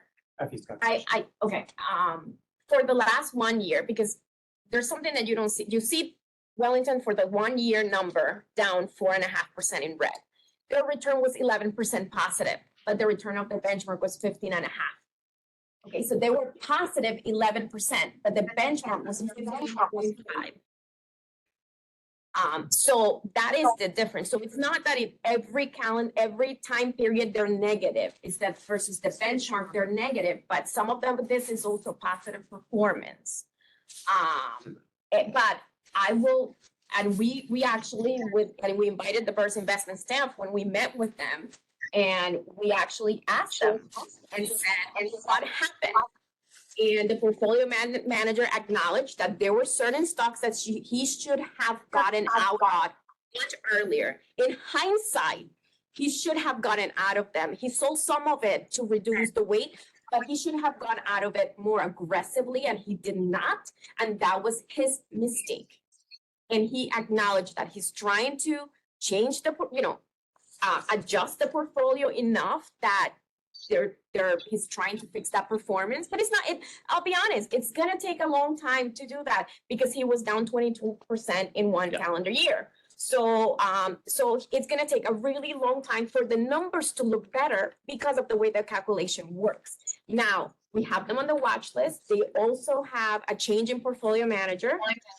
So the main portfolio manager is still there. He terminated one of the portfolio managers in the team and got in a new portfolio manager. So we're also watching that and what type of changes are happening into the portfolio.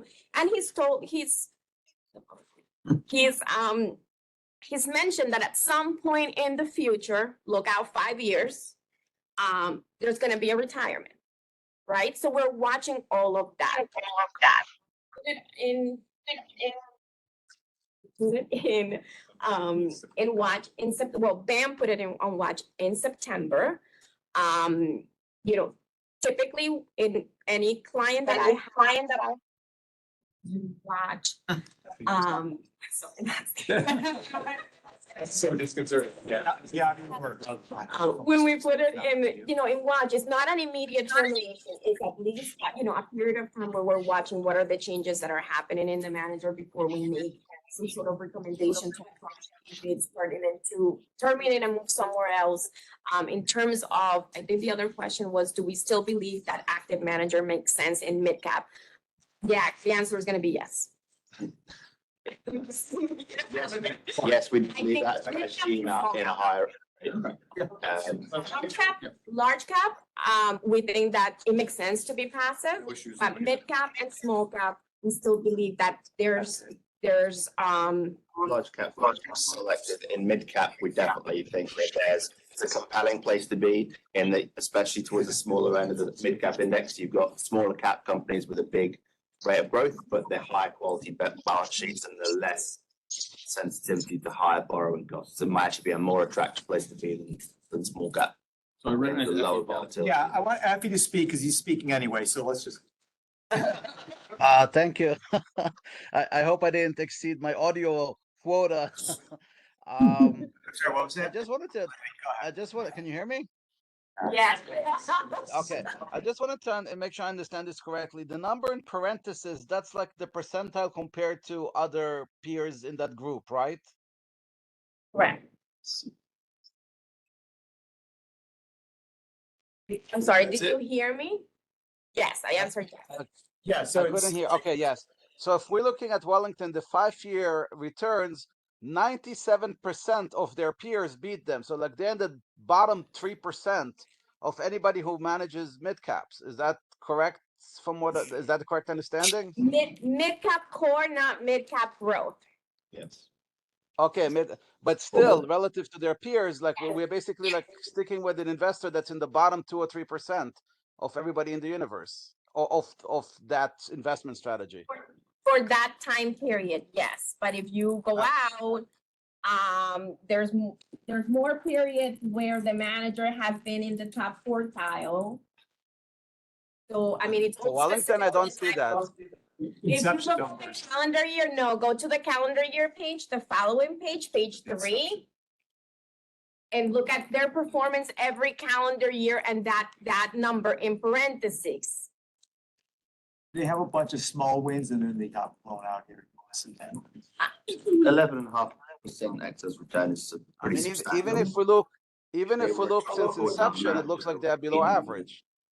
Yeah.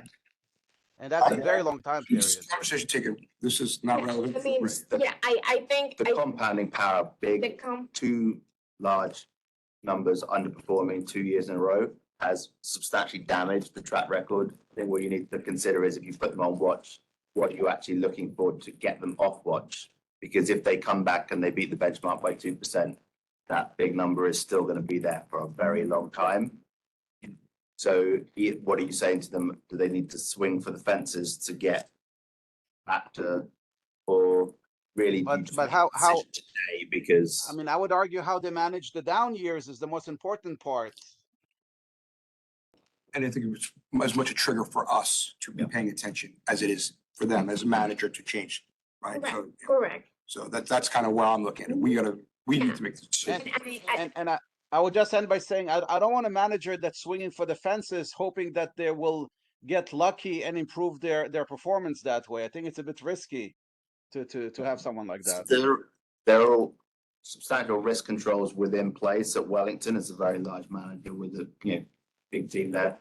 Just saying, they're maintaining their excess return targets. So in terms of those two large numbers, it's going to take a very long time For the numbers for those to roll out of the historical. So they're going to look poor relative to the peer group for a number of years. Can I ask a broader question? On a forward-looking basis, I mean, I think they were reappointed in 2020. There was a miscap exercise that was done.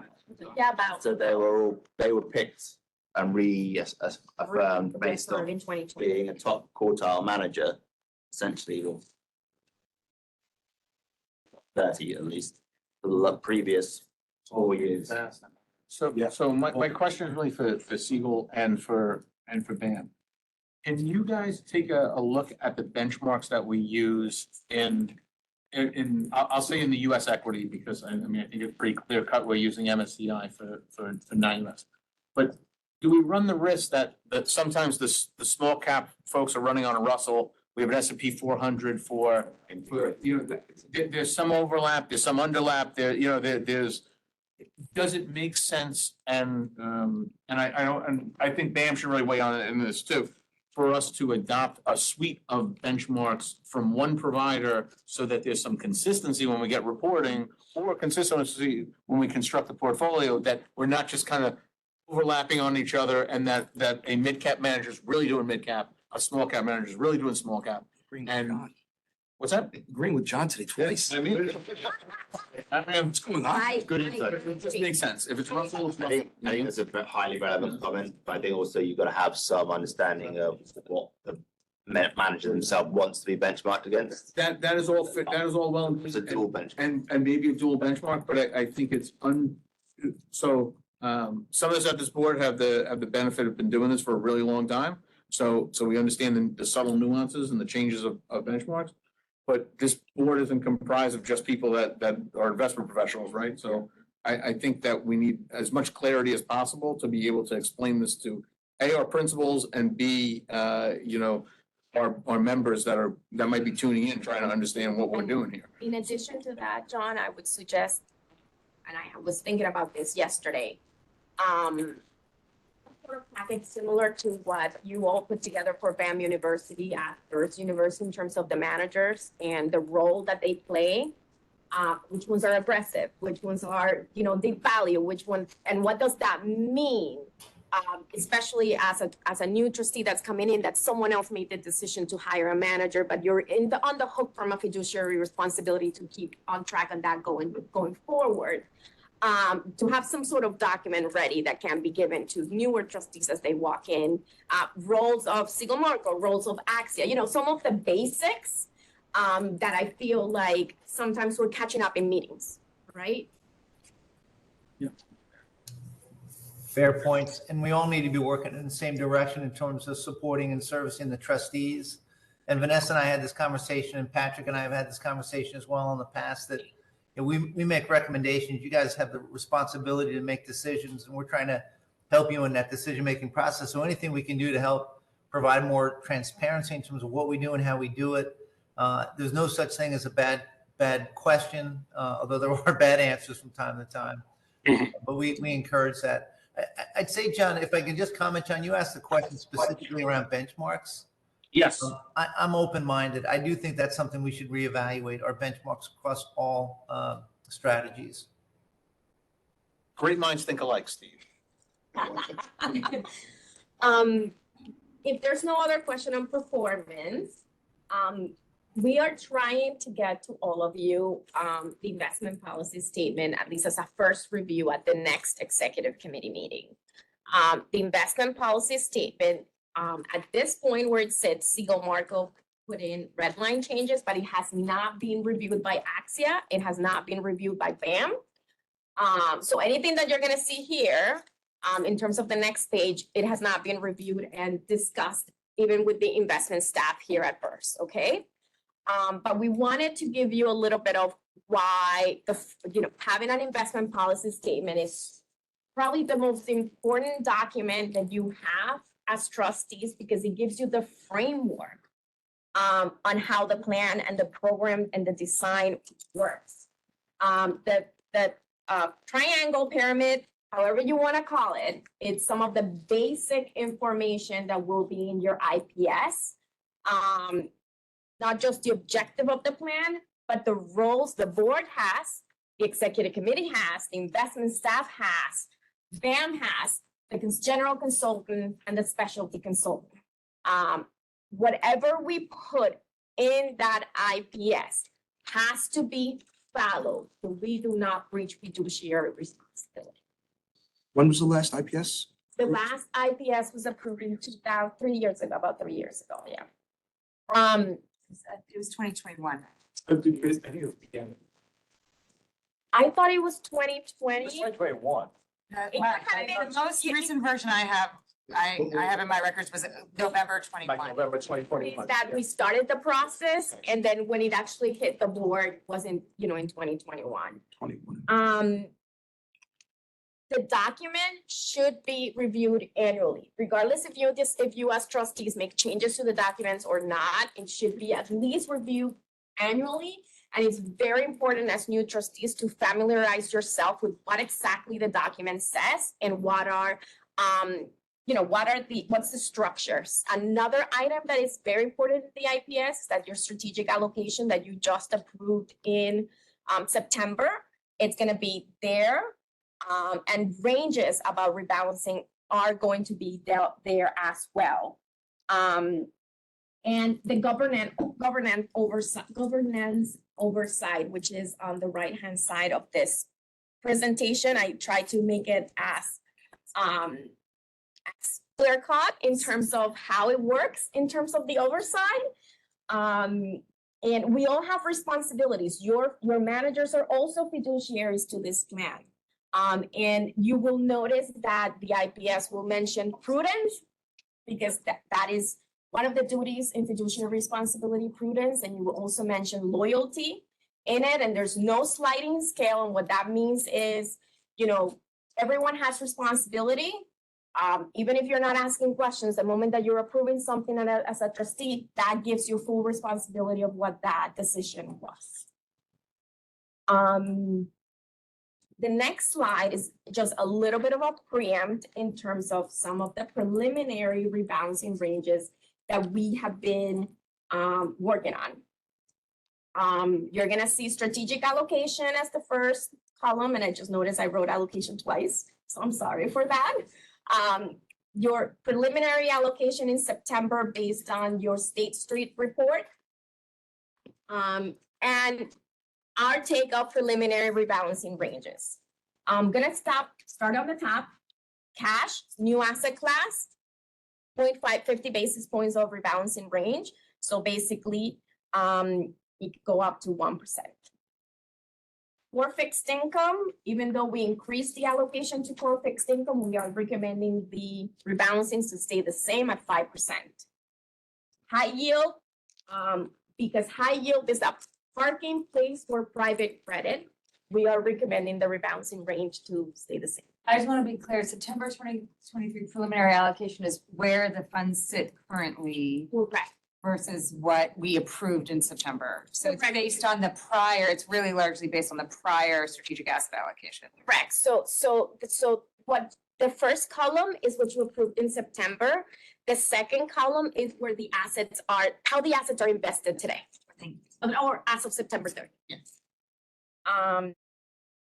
So I was saying, high yield, 3% around, same as the current asset allocation. US equity, 5% around the rebalancing range, also the same as the current IPS states. Non-US developed, we went down from 10% to 9%. We are recommending a reduction by 1% in the rebalancing range. Emerging markets equities, we went down by 2% to 4%. We are recommending reducing the rebalancing range by also 1%, so 2% around that range. Here's where a change happened that it's more significant. Private equity. In the past, we had a 4% in the lower and the upper range. We were asked by the BERS investment staff to make that, to change it and not be symmetrical. So on the lower end, 3%. On the upper end, we are Siegel Marco is suggesting 6%. The reason why I'm suggesting increasing that to 6% is because you're already at 12.5%. So if I come up to you in December, or let's say the meeting in December or January, and I tell you to keep it at 4%, I'm also gonna have to tell you, you already breached your upper rebalancing range if the market continues to be the same way. Again, this is still for discussion with Axia, and there's still discussion with BAM and the investment staff at BERS, but this is the rationale why we suggested moving that upper band from 4% to 6%. Private credit increased from 2 to 2.5 on the rebalancing range. Real estate is the first time that you're seeing real estate combined because the strategic allocation, we made that change. So on the lower end would be 3%, similar to private equity. On the higher end would be 5%, which is 1% higher than what it is in the current allocation. Very similar discussions. You're very close to the upper end. Infrastructure would be the same. And then I calculated all the way at the end based on your basket clause, where does your September 30 allocation lies, and it's 26.3. That's actually not very different from what we showed you in June when we discussed asset allocation and where you were from a basket clause perspective. So this is just a little bit of information, get trustees' reactions, see if anyone's uncomfortable, if you have questions before we actually discuss it internally and actually put all of our data into the IP. Procedurally, once we hit the outer range, is trigger an automatic rebalance to come back to the board to trigger the What's the question? About basket? No. Once we hit the outer band of, So what happens next once we hit the outer band? Great question. So in private markets, private equity, for example, because that's the one that is closest, there's no way to rebalance out of private equity unless you're selling in the secondary market, okay? Now, you are approving commitment plans, pacing commitment plans every year. You should see, and I remember Antonio discussed this with the committee members when we were going through strategic asset allocation, that we expected total dollar amounts to be lower because of the allocation coming lower. The upper band or the lower band in the rebalancing should not affect pacing. Yes. It's not, it's what affects spacing is your strategic asset allocation. Tony, if I can, I'm sorry, Vanessa, if I can interrupt. Tony asked a good question again. The truth is that the investment policy statements, all 5 of them, are silent on what happens if we breach that upper bound. And I do think from a private asset standpoint, it's certainly, it would be, transparency around the issue, a presentation to the board. But I think Vanessa is absolutely right. I think that would be addressed on a longer term basis through the pacing plan to reflect the, that much higher balance, meaning a lower allocation in the future. I mean, I think it's the board, I mean, it's the board's prerogative whether or not it wishes to amend a section of the IPS, alter a section of the IPS, make an investment that might be outside of the policy if they note that at the time that they do it. I mean, I think a lot of those things are not a BAM issue or a consultant issue with respect, but they become a board issue and the comfort level of the board to do those things. And I think that that's where, no offense to the consultants and to BAM, that's where their role is to advise us, but our role is to make a decision on whether or not we feel comfortable taking. I know Nash has a comment as well, John, and I suspect he's going to talk about parking places and reverse parking places. No? Okay. I think I had his hand up first, but it's okay. You can go. Nash. Should I speak? Oh, I mean, you can. Please. Okay. I'll be quick. Just one quick anecdote for everyone's benefit, because when we went through this period in 22, where we had a pretty big denominator effect and all the plans, all of a sudden went above their target, we asked all of these specialty consultants what have their other clients done who are in a similar position. And as I understand it, the 3 options really are: A, you increase your target to private equity or private markets, let's just be more general. B, you increase the flexible bands in which you have ability to allocate, or 3, you do nothing. That's the approach that most LPs have taken.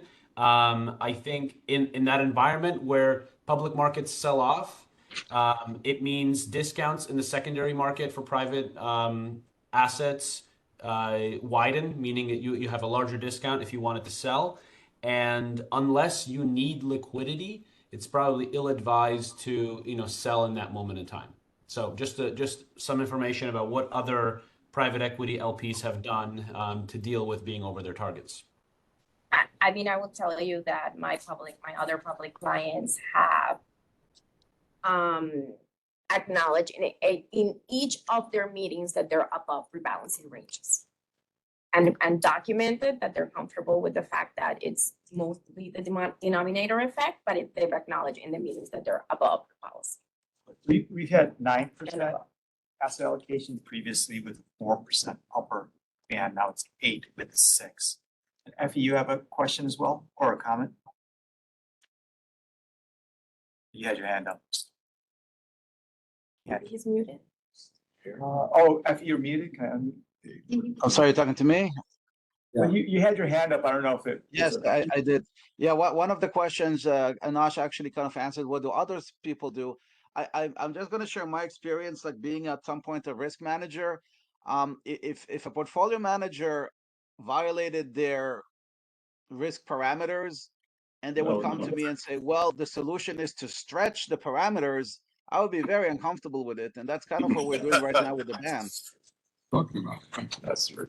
Well, if I can state kind of the obvious, because we talk about denominator effect. Denominator effect means one of 2 things. Either the manager drew capital faster or distributed it more slowly, or they did better than you expected them to do. Most of what has happened here is that private equity has done really well versus everything else, right? And that's what the denominator effect means. So we find ourselves in this problem because private equity has performed well versus other things. Right? And there are reasons, we're not saying that's going to happen forever. We're not saying that Valuations went up quickly too. Right. So either it's which means it's phantom, which means you're not really over either. Right. In that case, you're not really overweight. It's simply phantom, and right. And so it's not a horrible thing, right? It's not terrible that this private equity has done better than everything else. It's simply, but it does put it. There's reasons to be aware of it and focus on the liquidity. It's informational more than anything. I guess that's my point. This is informational. This is a governance process. Okay. Governance process. Got it. Done and done. No questions. I mean, I understand the denominator effect, I understand the performance, but I do have the feeling that one of the reasons we are on the very, very upper part of the band is because we probably overinvested at some point. And it wasn't just the denominator effect or strong performance that got us there. Agreed. Other, discussion items on this?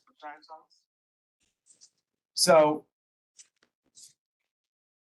just want to acknowledge Allison. No, I got a question. So no, I have a One quick second. question. Designee for New York City Comptroller Brad Landers. Get that officially correct.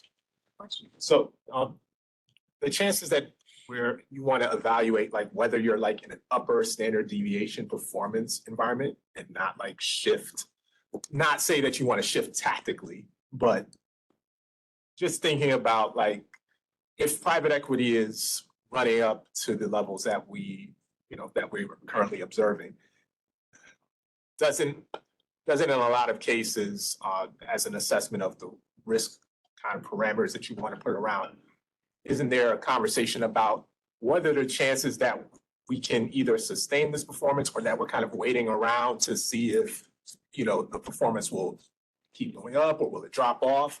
And is there like an overall assessment of kind of a historical perspective of saying are we in like that top standard deviation of, outperforming, and should we really take a look at scaling back?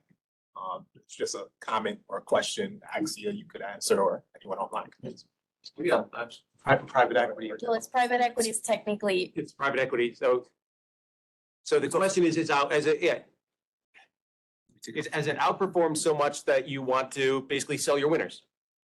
Yeah, well, basically, right? You want to have that conversation, right? Like if you're outperforming and let's say as I said, you're in that top standard deviation of performance, like there's chances are historically, how much more room is there to go up from here? And do you want to kind of take that chance by still residing, but still you don't want to think about it tactically?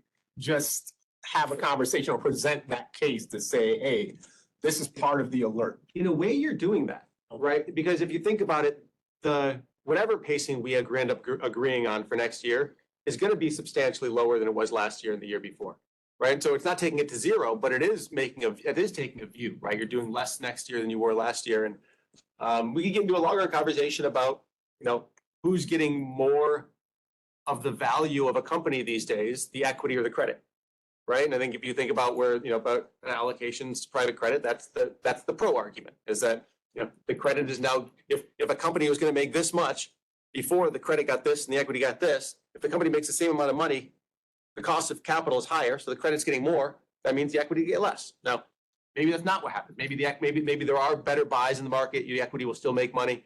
But there's a relative value argument versus credit. But I think what it comes down to is that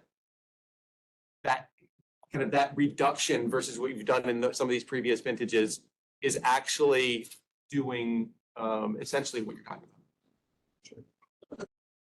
about. So one question I have is, what is the appropriate time frame through which we should look at where we are in terms of our ranges? Because I'm just thinking about like we're long-term investors, and if you looked at like after fiscal year 21, where the public equity market soared, right? And if I remember when I started, we were below our range in private equity because public equities just had a banner year, right? Best year they'd ever had. And then the following year, they had the worst year they'd ever had. And so we were above our range. And I'm wondering, is there the same way we look at 1 year returns, 3 year, 5 year, 10 year, should we be looking at this at a moment in time, or should we be looking at this over the cycle, like an investment cycle, to make sure, because we can't really control what happens in the markets, but we can, so what is that?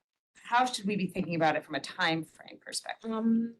you need to add, so rebalancing ranges have to have enough flexibility, so wide enough that you're not really breaching them every quarter because that's happening, right?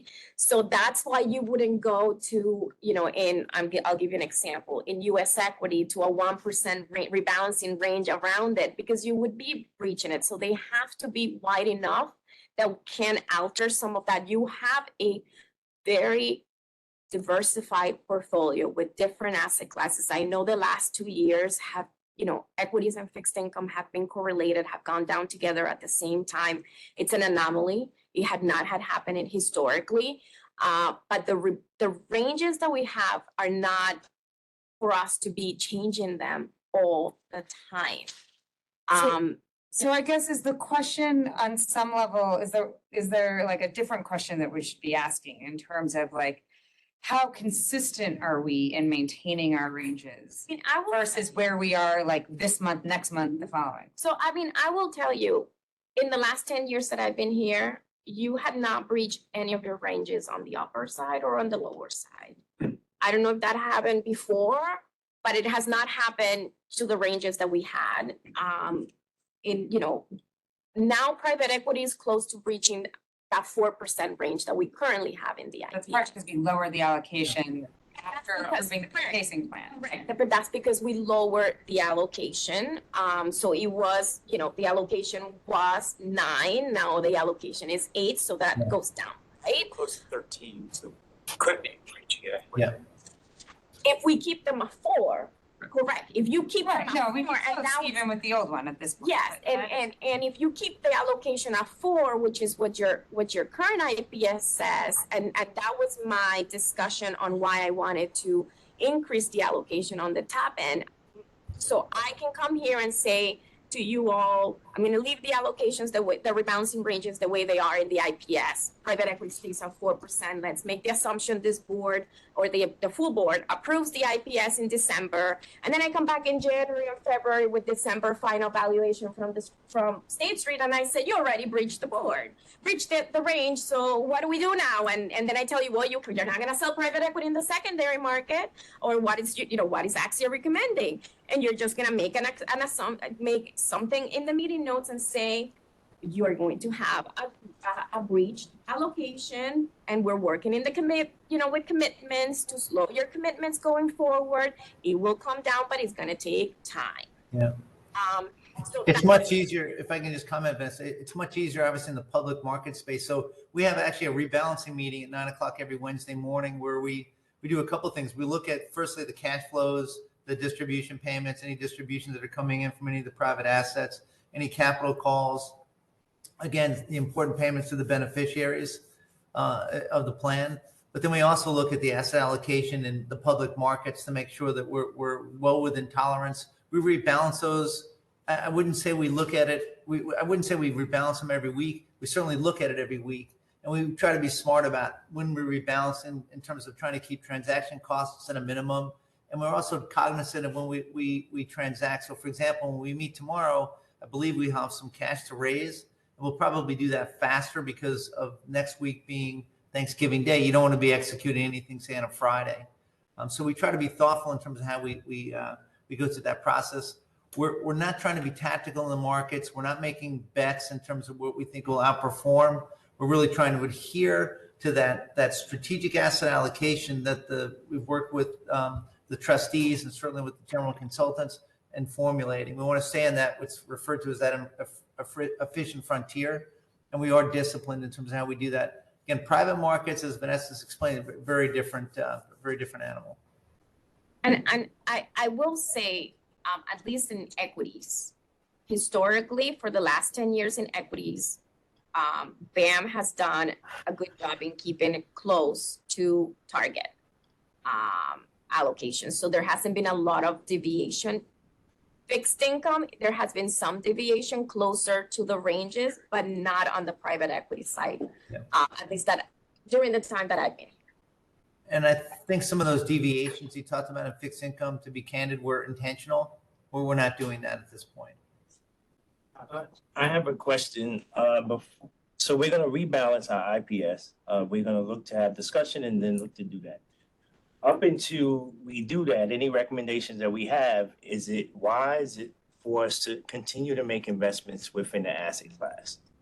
You mean within the private equity asset? Private equity, yes. I would say yes, because you want vintage year diversification. Yes.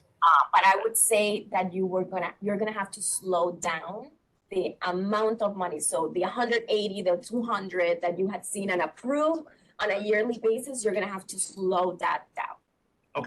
Thank you. That's what. I have a question, away from the subject, but on the IPS. There was some discussion of having some of our aspirational diversity numbers put actually into the IPS. Has there been any consideration? Is that being considered? I've never been told that. We discussed that, maybe it was That's on the internally. board agenda for the coming meeting. So in the red lines that I submitted to the BERS investment staff, Got it. that does not include because I have not been told that to add. So I can't. Next board meeting. Yes.